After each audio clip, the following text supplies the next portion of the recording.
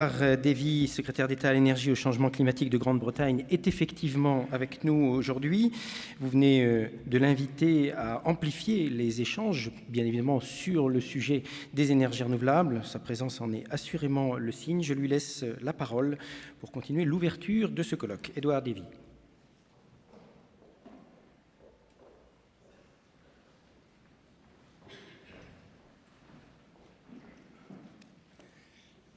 Thank you for your introduction, Mr. President. Mr. President of the National Assembly, ministers, deputies, senators, mesdames et messieurs. We have an old saying in English, les événements n'attendent personne. Time waits for no man. The world is changing around us fast. New centres of economic power and global influence rising in the south and in the east, becoming energy hungry, changing the geopolitics of energy. New technologies stimulating our economies, powering our societies, changing the way we live. And the threat of climate change, a proven threat, growing and evident in the changing patterns around us. The latest UN Intergovernmental Panel on Climate Change and its fifth assessment makes the situation crystal clear. Without radical reductions in greenhouse gas emissions, the world is set to be potentially 4 degrees hotter than today, with serious consequences for our people and the planet. We're expecting the UN reports on adaptation and mitigation in the next few months, but it's clear that they will show and give us a further understanding of just how damaging climate change will be for our societies. So the question the world is facing is not whether we tackle climate change, but how.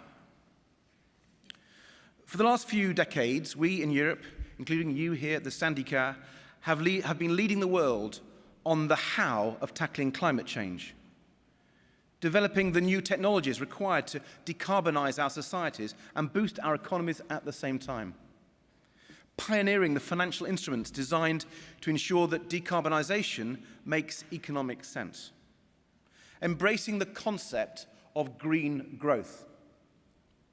The UK government has an unwavering commitment to emission reduction through green growth. Our domestic legislation, framed in the groundbreaking 2008 Climate Change Act, commits us to progressive emissions reductions through to 2050. Our carbon budget system keeps us on track. And today, with the publication of our emission statistics for 2012, I can announce that the UK has met its first carbon budget for 2008 to 2012 with a reduction of 22.5% below base level, well beyond the 12.5% required for us by the Kyoto Protocol. And like France, we bring our commitment to tackle climate change to the European level.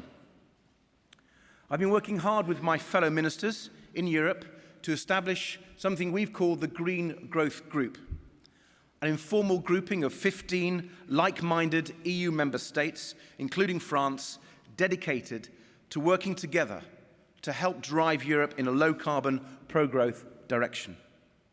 Working with my dear colleague Philippe Martin, I want to see Europe's global leadership role continue.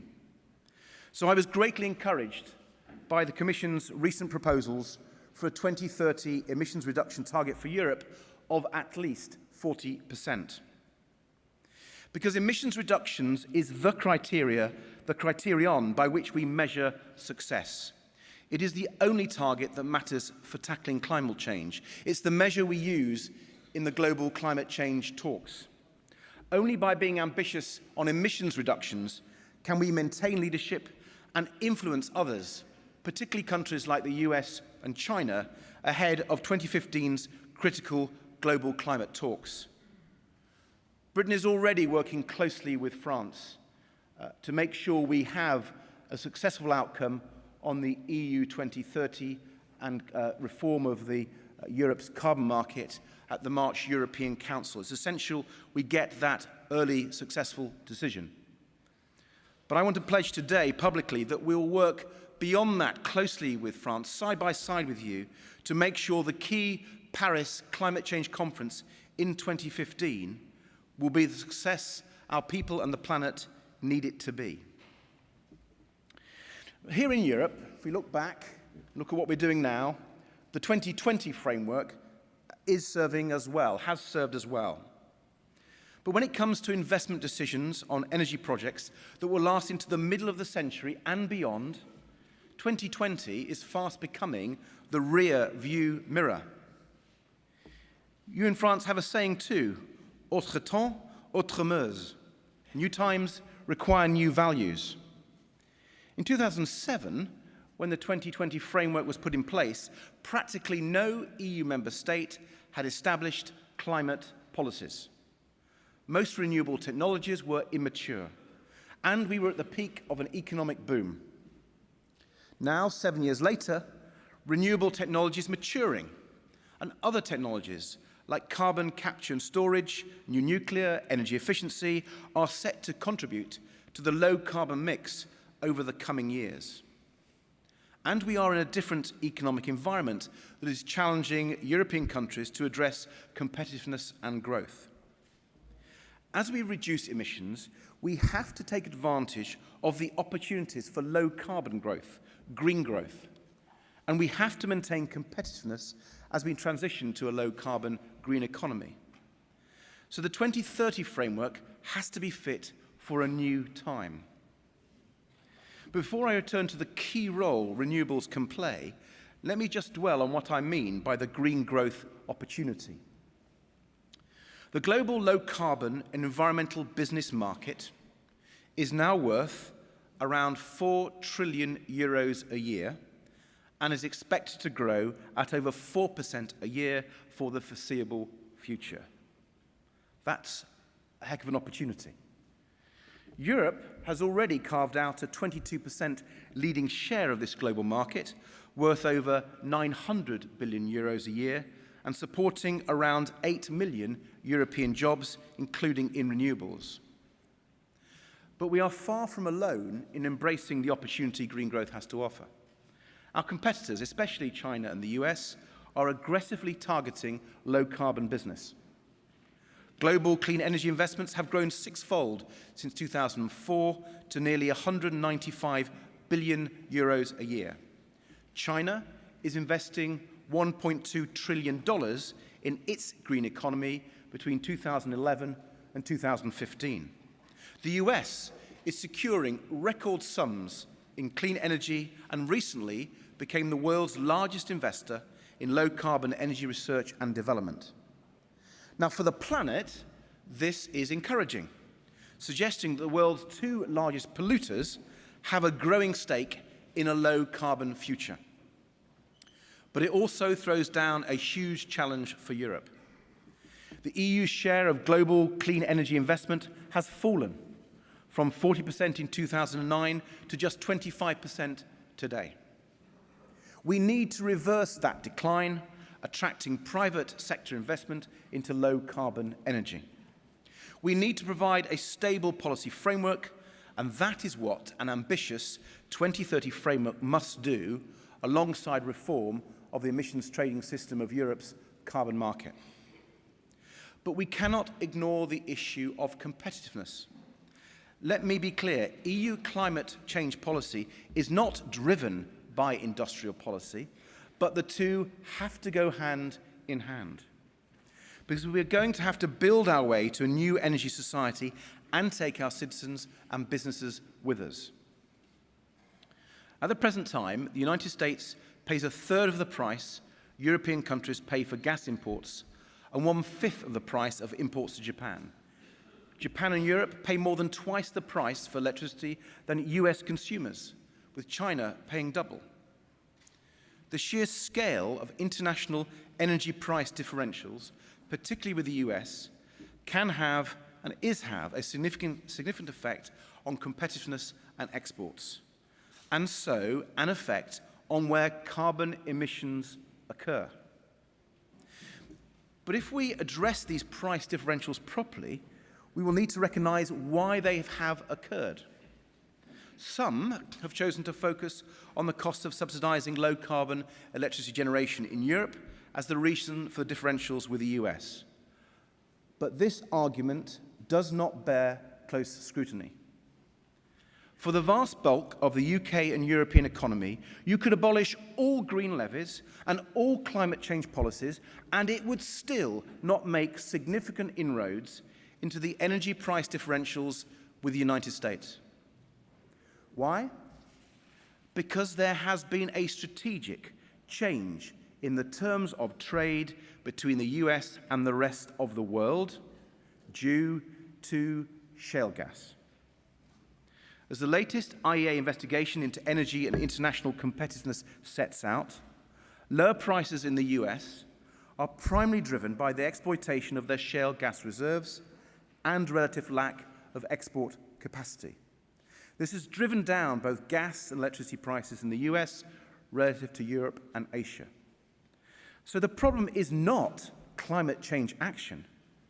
It's the shale gas revolution that we have to respond to. So what is the answer? Well, it's clear we have to get our own house in order so that we in Europe can trade our energy properly and bear down on prices. And this goes further than the 2030 framework.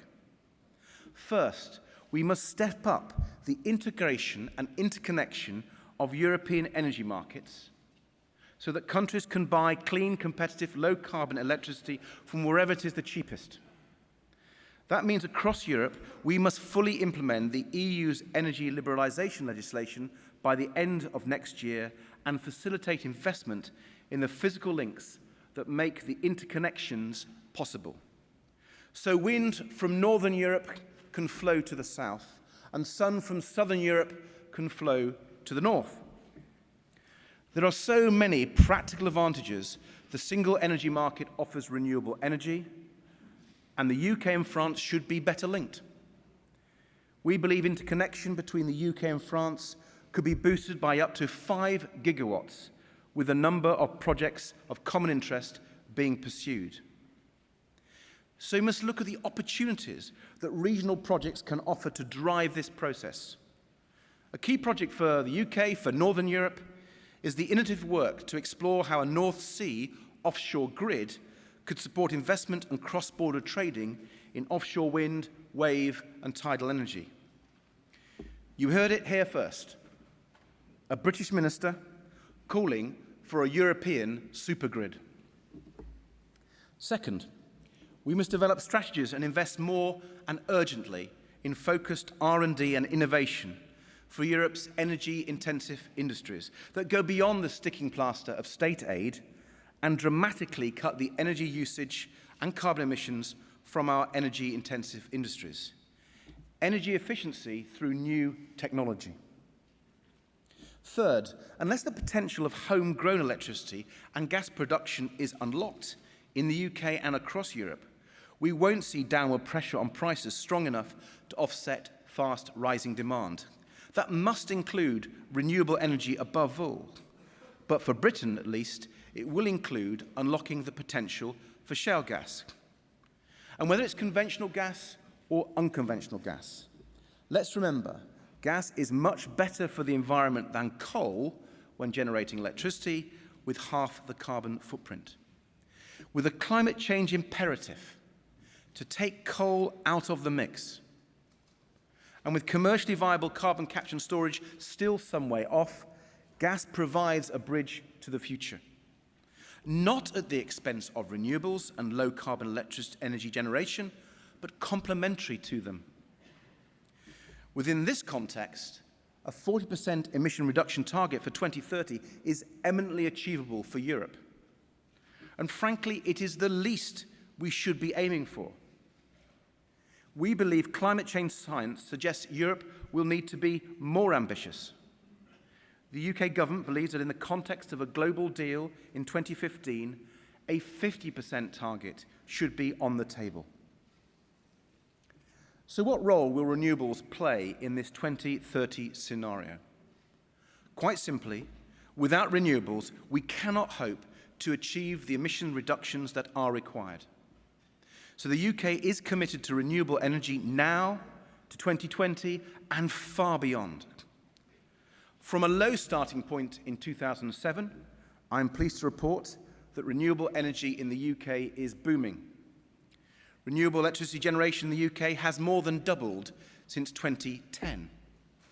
Up to 15% of British electricity now comes from renewables, enough energy to power more than 10 million homes, halfway to our objective of generating around 30% of our electricity from renewable sources by 2020. Indeed, we believe we are now on track to beat our renewable electricity targets for 2020. Offshore wind is already a particular success. The UK has the most offshore wind deployed, operating turbines in the sea, than anywhere else in the world, and is internationally recognized as the best place to invest in offshore wind. Last year alone, electricity generated from offshore wind leapt by 51%. I'm determined to see the UK and Europe retain its global lead in this sector, and we have set out the framework to achieve that. The first contracts under our new regime should be signed in the spring, and more projects should receive contracts later this year. We have a range of developers investing in offshore wind, and in many cases, these are new players to the UK market, which is very welcome. The progress we have made means that offshore wind is moving from a niche sector to a more mature, mainstream renewable technology. But we can and must do more. Cost reduction is crucial to the long-term success of offshore wind.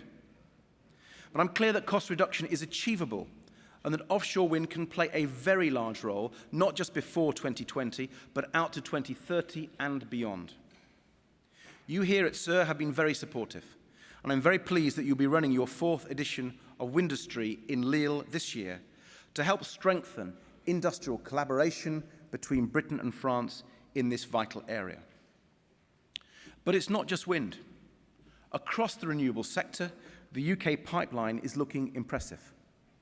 Since 2010, £31 billion worth of private sector investment in renewable electricity has been announced, with the potential to support over 35,000 jobs across the UK.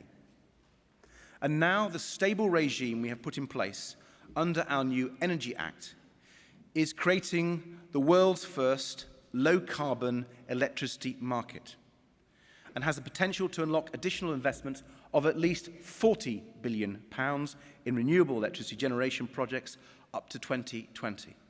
Wind, offshore, onshore, solar, biomass, tidal. The key elements of our reforms are aimed to secure this massive private investment. So contracts are for the long term, prices are visible, and the legal, financial, and political framework we are putting in place is designed to last, not just for the next few years, but reaches out 10, 20, 30 years into the future. So we are confident that we have a domestic framework that means a bright future for renewables in the UK. Renewable technologies have been maturing over the last decade. Some technologies are now approaching grid parity, ready to compete directly with fossil fuels. But others still have some way to go.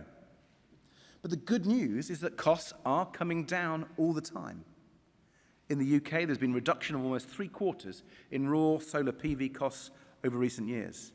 Support rates needed for onshore wind reduced by 10% last year, and the offshore wind industry has set out a clear pathway for cost reduction.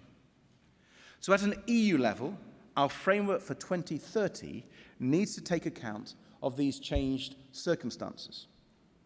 Not just those I set out with regard to investment and competitiveness, but including how far renewable technology has already developed. And we need to take account of the low carbon mix taking shape in each member state.